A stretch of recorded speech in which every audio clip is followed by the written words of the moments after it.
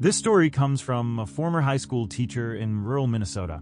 While I've changed some names and details for privacy, the core events described happened during the winter of 2019. I received this account through a teaching forum where educators share their experiences, and after verifying the sender's credentials, I felt compelled to share their haunting experience.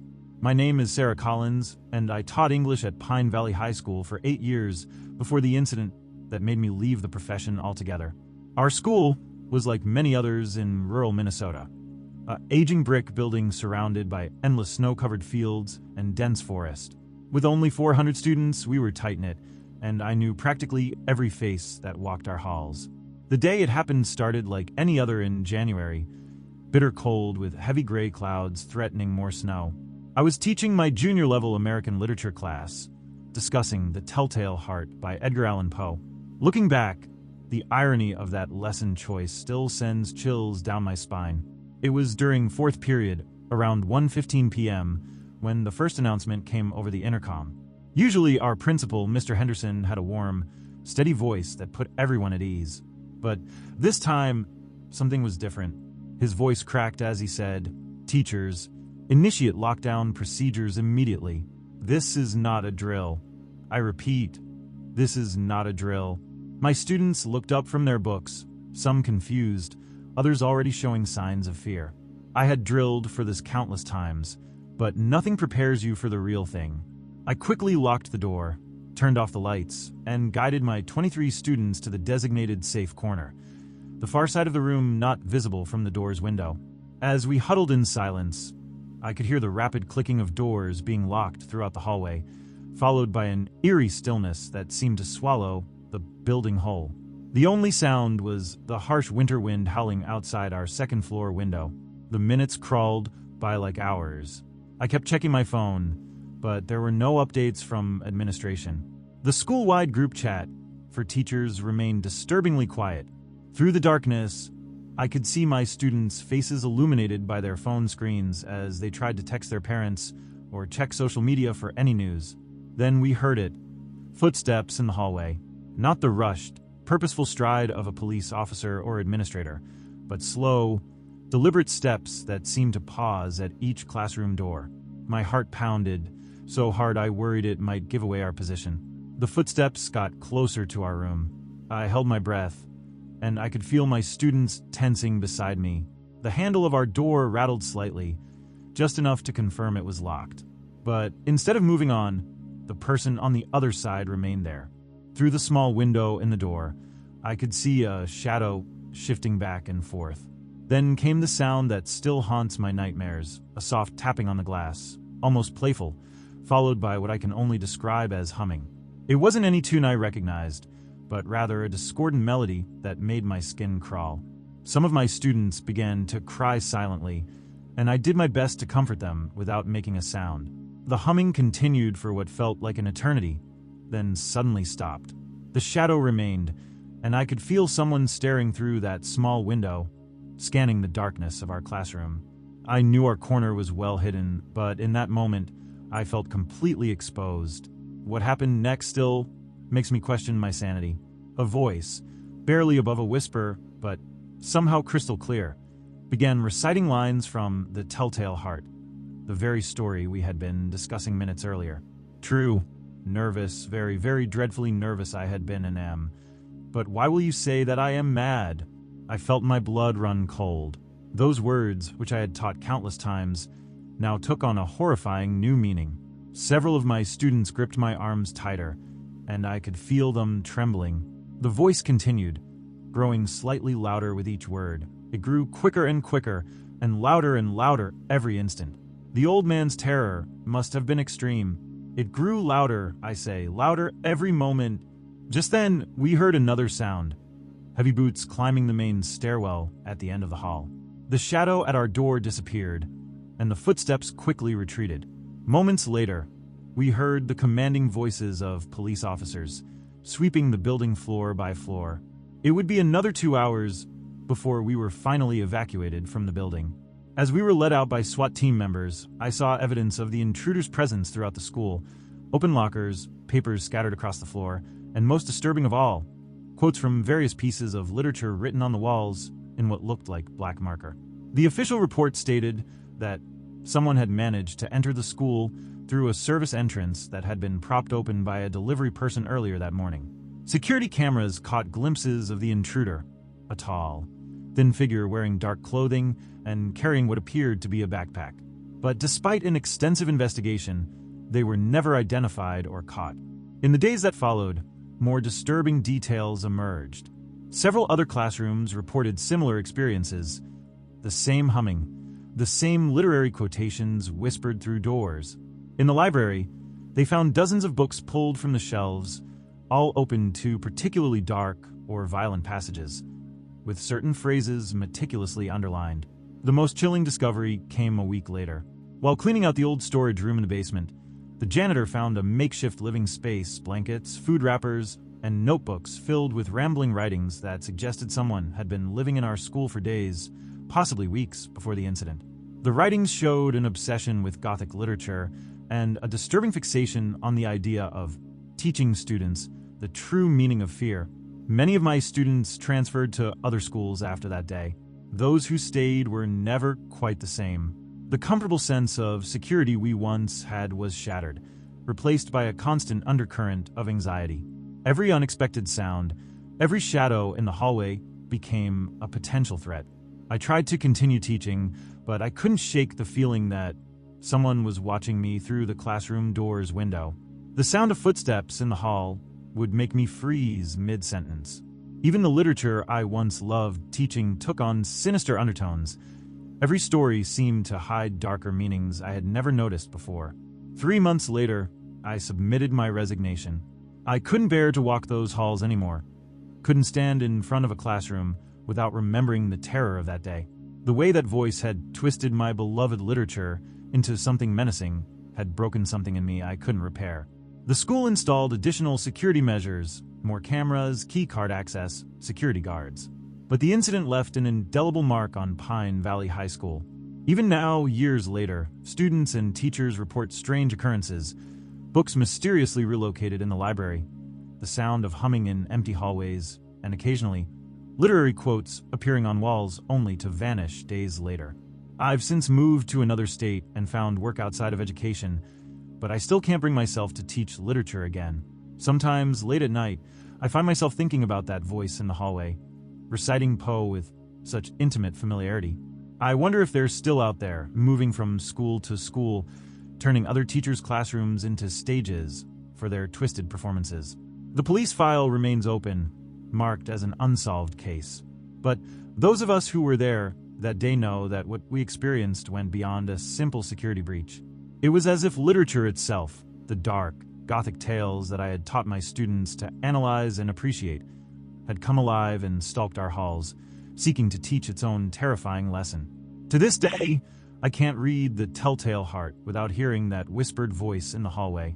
And sometimes, when I'm alone in my house at night, I catch myself listening for footsteps and that discordant humming, afraid that somehow they've followed me here, ready to recite another dark passage from the stories I once loved to teach. This story comes from a school counselor who worked at Riverside Middle School in southwestern Oregon. The events took place during a rainy afternoon in November 2018. I received this account through a trauma support group for education professionals, and after confirming its authenticity through local news reports, I felt it needed to be shared. My name is Michael Chun, and I served as a school counselor at Riverside Middle School for over a decade. The incident I'm about to describe changed not only my perspective on school safety, but also my understanding of human nature. What makes this story particularly haunting is that it started with an act of kindness.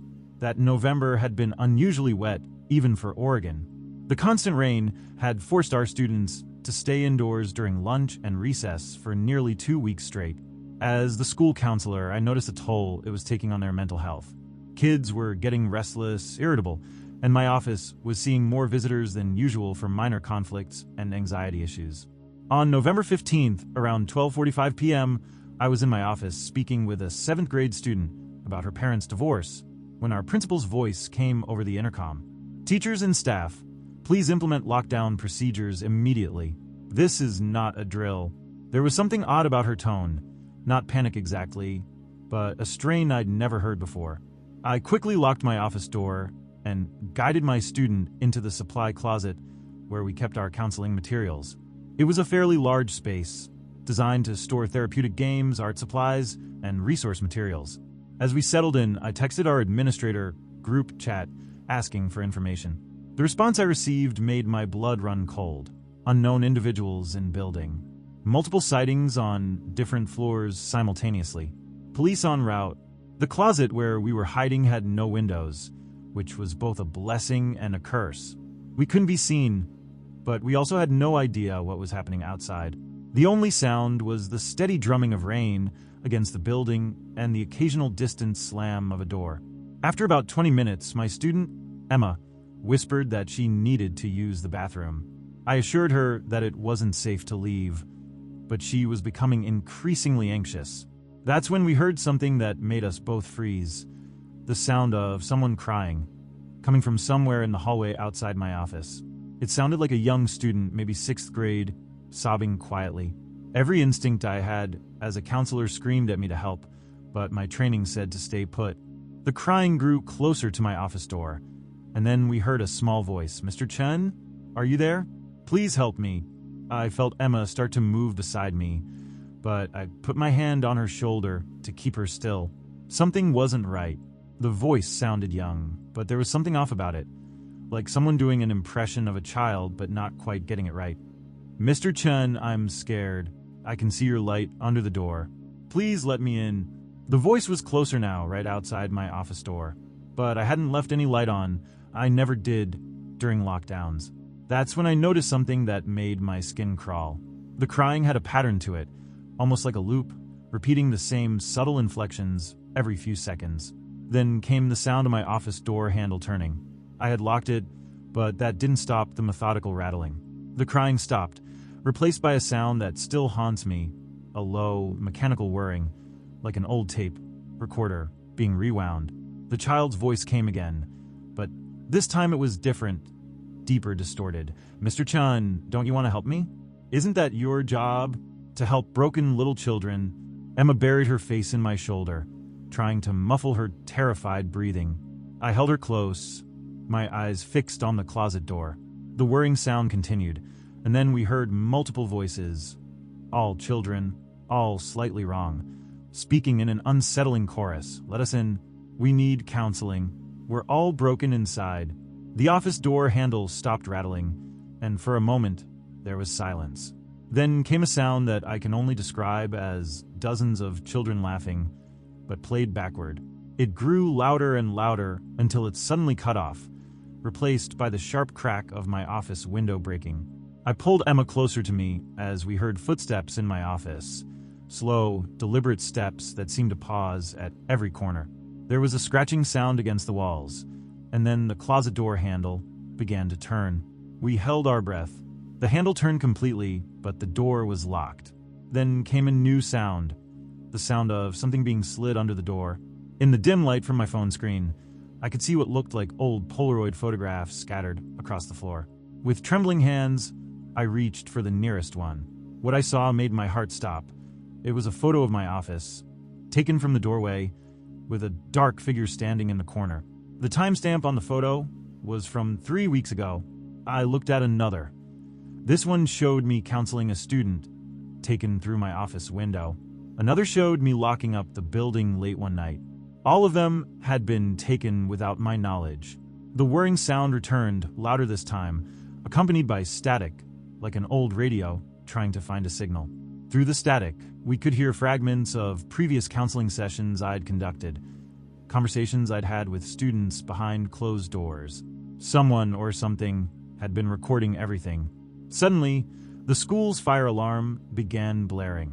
The sounds outside my office stopped abruptly, replaced by the chaos of an evacuation. Within minutes, we heard the heavy boots of SWAT team members in the hallway and authoritative voices calling clear as they swept the building. When we were finally evacuated, the police found evidence that someone had been living in the old maintenance tunnels beneath the school. They discovered a makeshift surveillance center with outdated recording equipment, dozens of Polaroid photos of staff and students, and hours of recorded conversations from various rooms in the school. But what disturbed me most was what they found on my office walls. In the 20 minutes between when the intruder was in my office and when the police cleared the building, they had covered the walls with hundreds of crude drawings, all depicting children with unnaturally wide smiles and hollow eyes, each labeled with names of students I had counseled over the years. The police investigation revealed that our school's ancient intercom system had been compromised weeks before the incident. Someone had tapped into it, recording conversations and studying our routines. They never caught who was responsible, but they found more photos and recordings dating back months, suggesting this person had been watching us for far longer than anyone realized. I tried to return to work after a few weeks, but I couldn't shake the feeling that I was being watched. Every time I heard the intercom crackle to life, I feared I would hear those distorted children's voices again. The students who had been there that day started calling my office the Echo Room because they swore they could still hear whispers and crying coming from the walls. 6 months after the incident, I resigned from my position. I couldn't continue counseling students, knowing that the sanctuary of trust one had tried to create in my office had been violated so completely. The recordings were never released publicly, but the knowledge that someone had been collecting the painful secrets and vulnerable moments shared in my office was too much to bear. Today, I work in private practice in an office where I can control who comes and goes. But I still find myself checking for hidden cameras, and I never use recording devices of any kind in my sessions. Sometimes, late at night when I'm alone in my office, I think I hear that mechanical whirring sound, followed by the echo of children's voices asking to be let in. The case remains unsolved, but they had to completely replace the school's intercom system after multiple reports of phantom voices coming through the speakers. Some of the photos recovered from the tunnels were blank when developed, while others showed figures that couldn't be explained. The maintenance tunnels have since been sealed off, but janitors still report hearing the sound of recording equipment running behind the walls. Every now and then, I receive an envelope in the mail with no return address. Inside, there's always a single Polaroid photo of an empty counseling office. Not mine, but similar, with the same dark figure standing in a corner, watching, waiting, collecting the broken pieces of people's lives through the lens of a camera that should have stopped working years ago. This story comes from a substitute teacher who worked at Lakewood High School in northern Wisconsin. The events occurred during early March 2020, just before schools shut down for the pandemic. I received this account through an online forum for educators, and after verifying the details through local news archives, I believe it needs to be shared. My name is David Martinez, and what I witnessed during my last day as a substitute teacher still makes me wake up in cold sweats. I've worked in dozens of schools across the state, but nothing could have prepared me for what happened at Lakewood High. It was my third day substituting for Mrs. Reynolds' chemistry class. The regular teacher had taken emergency leave after her father passed away, and I was expected to finish out the week. The school itself was typical of rural Wisconsin, an aging 3-story building from the 1960s with long, echoing hallways and flickering fluorescent lights that had seen better days. What made this day different was that it marked the 1-year anniversary of a tragedy at the school. A year ago, a student named Jeremy Wells had taken his own life in one of the third-floor bathrooms after enduring months of relentless bullying. The school had tried to move past it, but you could feel the weight of that day hanging in the air like a thick fog. I was in the middle of explaining chemical reactions to a surprisingly quiet class when the first announcement came. The principal's voice crackled through the ancient intercom system. Attention all staff and students. We are initiating immediate lockdown procedures.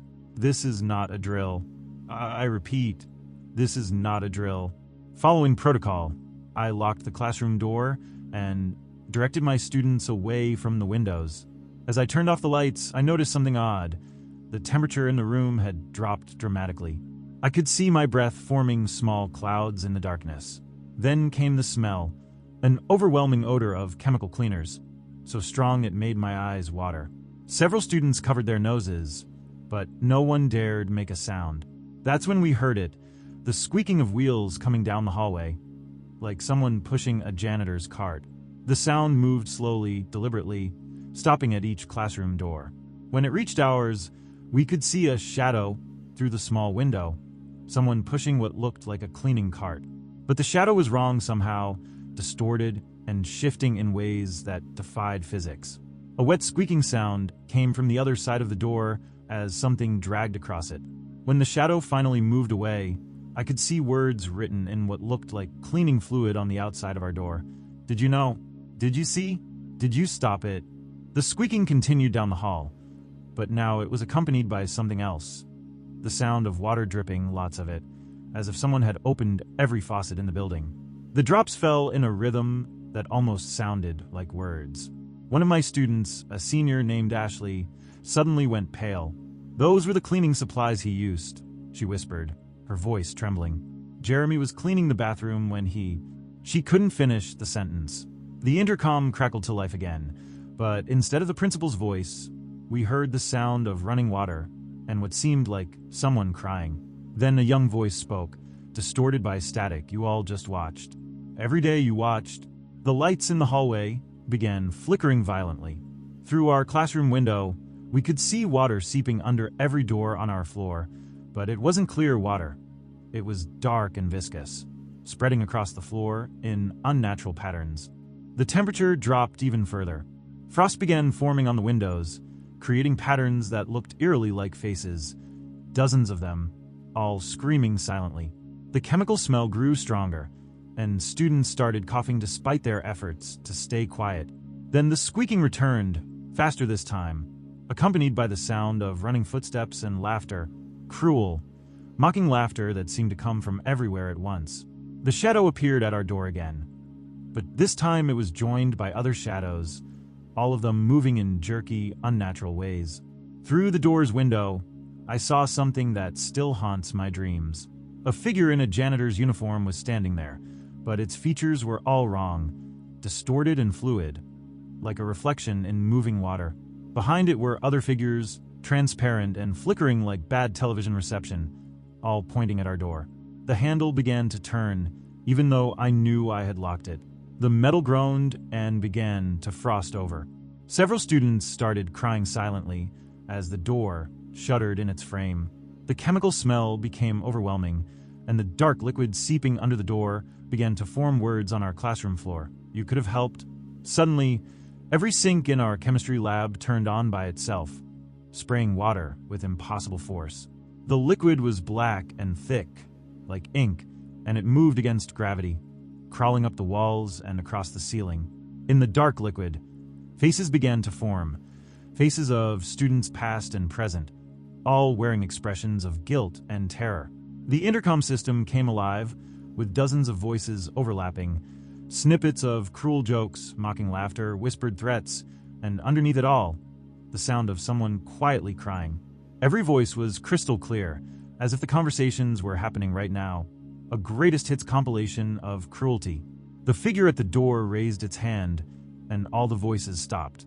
In the sudden silence, a single voice spoke through the intercom, not distorted this time, just heartbreakingly young and tired. I just wanted it to stop. Why didn't anyone make it stop?